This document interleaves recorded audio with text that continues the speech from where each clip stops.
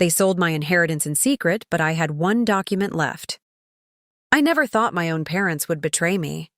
When my grandfather passed away, he left behind a beautiful piece of land that had been in our family for generations. Everyone knew it was supposed to go to me. Grandpa had told me countless times, "One day, this will be yours." A year after his death, I moved to another city for work. I trusted my parents completely, so I never worried about the inheritance. Then one day I got a shocking phone call from an old family friend. "Did you know your parents sold the land?" I laughed. "What are you talking about?" "They can't sell it. It belongs to me." There was silence. Then he said, "The new owners have already started construction." My heart dropped. I drove home immediately. When I confronted my parents, they didn't even look guilty. My father shrugged. "We needed the money," my mother added. "Besides, you're doing fine without it." I couldn't believe what I was hearing. They had sold my inheritance behind my back and spent most of the money. For weeks, I felt completely defeated. Then I remembered something. A few years before his death, Grandpa had handed me a sealed envelope. "Keep this safe," he had said. "I hope you never need it."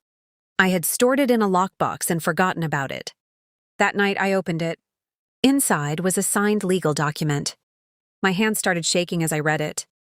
Grandpa had transferred ownership of the land directly to me years before his death. The property had never legally belonged to my parents. They had sold something they didn't own. The next morning, I called a lawyer. A few weeks later, everyone involved received official notices.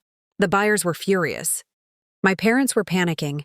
And then came the court hearing. The judge reviewed the documents. The room fell silent. Finally, he looked up and said, "The property legally belongs to the grandson." My parents turned pale. The sale was declared invalid. The money they had received had to be repaid. The buyers pursued compensation, and my parents suddenly realized the consequences of what they had done. As we left the courthouse, my father tried to speak. I simply held up Grandpa's document. The same paper they never knew existed. The paper that changed everything. The biggest mistake they made wasn't selling my inheritance. It was assuming I had no way to fight back. Grandpa had seen this possibility years before, and thanks to one forgotten document, the truth finally won.